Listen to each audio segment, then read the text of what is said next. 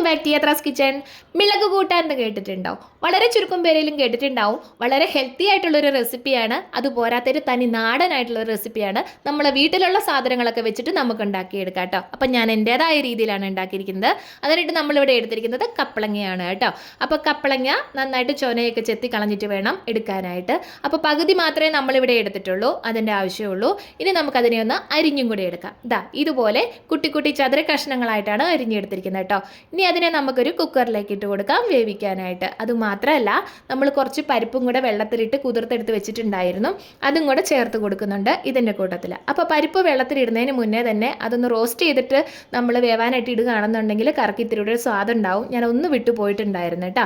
അപ്പോൾ ഇനി ഇതിലേക്ക് കറിക്ക് ആവശ്യത്തിനുള്ള ഉപ്പും കൂടെ നമുക്ക് ചേർത്ത് കൊടുക്കാം. ഉപ്പ് ഇപ്പോൾ കുറച്ചിട്ടിട്ട് പിന്നീട് ബാലൻസ് ചെയ്ത് കൊടുത്താലും മതിയാവും കേട്ടോ. പിന്നെ വേണ്ടത് കുറച്ച് മഞ്ഞൾപ്പൊടിയാണ്. ഒരു അര ടീസ്പൂണോളം മഞ്ഞൾപ്പൊടി ചേർത്ത് കൊടുത്തിട്ടുണ്ട്. പിന്നെ കുറച്ച് കറിവേപ്പിലയും ഉണ്ട്. പരിപ്പും അതുപോലെ കപ്പളങ്ങയും വേവാൻ ആവശ്യത്തിനുള്ള വെള്ളം കൂടെ നമ്മളിവിടെ ചേർത്ത് കൊടുക്കുന്നുണ്ട്. നമുക്കിനി ഇത് വേവിക്കാനായിട്ട് ഒരു 3-4 ബിസിൽ അത്രേൻ്റെ ആവശ്യമുള്ളൂ. അതുകൂടെ നമുക്ക് ചെയ്ത് കൊടുക്കാവുന്നതാണ് കേട്ടോ. അപ്പോൾ ഇനി അതവിടെ ഇരുന്ന് വെന്ത് വരട്ടെ. നമുക്ക് ചെയ്യേണ്ടത്, ഒരു പാനിലേക്ക് 1 ടേബിൾ സ്പൂൺ ഉഴുന്ന് പരിപ്പ്, ഒരു അര ടീസ്പൂൺ മാത്രമേ കുരുമുളക് ഞാനിവിടെ ചേർത്തിട്ടുള്ളൂ. 2 വറ്റൽമുളകാണ് ചേർത്ത് കൊടുത്തിരിക്കുന്നത്. കുരുമുളകും വറ്റൽമുളകും അവനവൻ്റെ എരിവിനനുസരിച്ച് ചേർത്ത് കൊടുക്കാം. 1 ടീസ്പൂൺ തൊട്ട് 1.5 ടീസ്പൂൺ വരെ ചേർത്ത് കൊടുക്കാവുന്നതാണ്.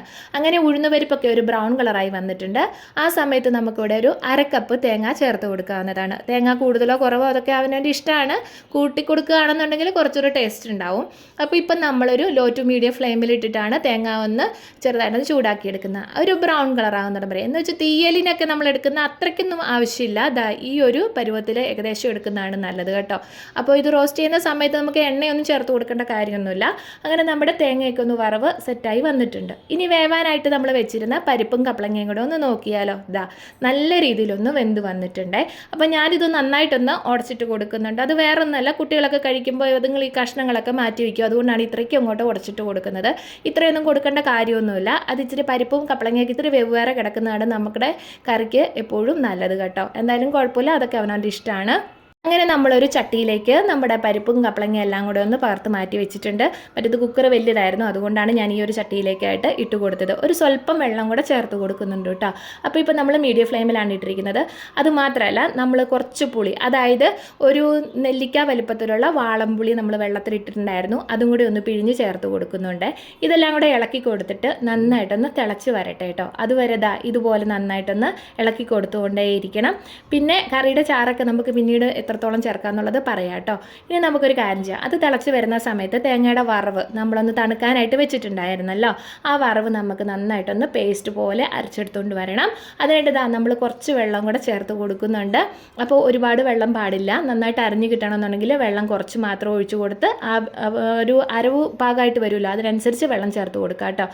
അങ്ങനെ തേങ്ങയുടെ അരവൊക്കെ ഒന്ന് കറക്റ്റായിട്ട് കിട്ടിയിട്ടുണ്ട്. നല്ല പേസ്റ്റ് പോലെ കിട്ടിയിട്ടുണ്ട്. അപ്പോഴത്തേക്കും നമ്മുടെ കറിയും ഒന്ന് തിളച്ച് വന്നിട്ടുണ്ട്. ഇനി നമുക്ക് അരപ്പ് അതിലേക്കൊന്ന് ചേർത്ത് കൊടുക്കാം. ആ മിക്സിയുടെ ജാറ് കഴുകി അതും കൂടെ നമുക്ക് അതിലേക്കൊന്ന് ചേർത്ത് കൊടുക്കാം കേട്ടോ. ഇനി ഈ സമയത്ത് ചാറ് എത്രത്തോളം വേണമെന്നുണ്ടെങ്കിൽ അത് നമുക്ക് വെള്ളം ചേർത്ത് കൊടുക്കാവുന്നതാണ്. പരിപ്പായതുകൊണ്ട് തന്നെ തണുത്ത് കഴിയുമ്പോൾ അത് കുറുകി വരും. അതൊക്കെ നോക്കി എത്രത്തോളം വേണമെങ്കിൽ ചെയ്ത് കൊടുത്തോളുക. ഒരുപാട് ലൂസായി പോകേണ്ട, കറിയുടെ ആ ഒരു ടെക്സ്ചർ തന്നെ മാറിപ്പോകും കേട്ടോ. അങ്ങനെ ഇതൊന്ന് നല്ല രീതിയിലൊന്ന് തിളച്ച് വരട്ടെ. അധികം നേരം ഒന്നും എടുക്കത്തില്ല. നമ്മുടെ കറി എന്ന് പറയുന്നത് വളരെ ഹെൽത്തി ആയിട്ടുള്ള ഒരു റെസിപ്പി തന്നെയാണ്. കാരണം വെച്ചാൽ നമ്മൾ വേറെ പ്രത്യേകിച്ച് ഒത്തിരി ഒന്നും ചേർത്തിട്ടില്ല. കുരുമുളകൊക്കെ ചേർത്തുകൊണ്ട് തന്നെ ആ ഒരു ടേസ്റ്റ് ഒരു പ്രത്യേക ടേസ്റ്റ് തന്നെയാണ്. അപ്പോൾ അതുകൊണ്ട് എന്താ പറയുക, നമ്മൾ ജലദോഷവും പനിയൊക്കെ ഉള്ള സമയത്ത് വായ്ക്ക് രുചിയൊന്നും ഇല്ലാതിരിക്കുന്ന സമയത്ത് ഇച്ചിരി കഞ്ഞിയായിട്ടോ അല്ല ചോറ് കഴിക്കണമെങ്കിലൊക്കെ ആണെങ്കിലും ഈ ഒരു കറി വളരെ ഹെൽപ്ഫുള്ളാണ് കേട്ടോ. എനിക്ക് ഒരുപാട് ഇഷ്ടമായിട്ടുള്ളൊരു കറിയാണ്. അപ്പോഴത്തേക്ക് നമ്മുടെ കറിയൊക്കെ ഒന്ന് റെഡിയായി തിളച്ച് വന്നിട്ടുണ്ട്. ഇനി നമുക്ക് വേണ്ടത് കുറച്ച് ശർക്കര ചേർത്ത് കൊടുക്കാം, ഒരു പൊടി മധുരത്തിനായിട്ട്. ഇനി ശർക്കര ഇല്ല എന്നുണ്ടെങ്കിൽ പഞ്ചസാര വേണമെന്നുണ്ടെങ്കിൽ നമുക്ക് ചേർത്ത് കൊടുക്കാവുന്നതാണ് കേട്ടോ.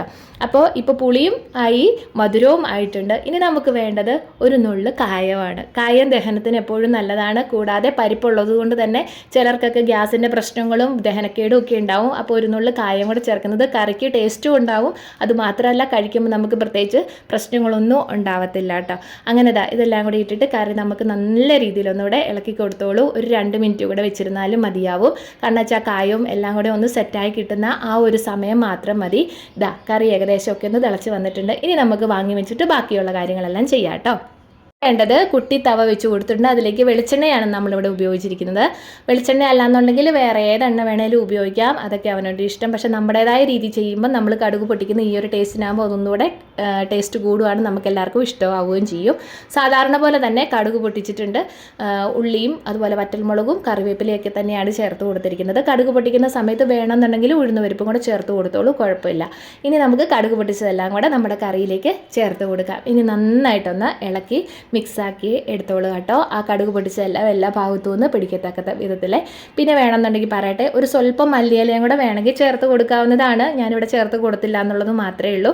കാരണം ഇത് തന്നെ നല്ലൊരു ടേസ്റ്റായി നമുക്ക് കിട്ടിയിട്ടുണ്ട്, അത്ര മാത്രം കേട്ടോ. അപ്പോൾ എന്തായാലും ചൂട് ചോറിന് കൂടെ നമുക്കൊന്ന് വിളമ്പിയും കൂടെ കാണിച്ചേക്കാം. നമ്മുടെ കറി ഇതാ ഈ ഒരു പരുവത്തിലാണ് കിട്ടിയിരിക്കുന്നത്. അപ്പോൾ വീഡിയോ ഇഷ്ടമായി എന്ന് കരുതുന്നു. ഇഷ്ടമായെങ്കിൽ ലൈക്ക്, ഷെയർ, സബ്സ്ക്രൈബ് മറക്കല്ലേ.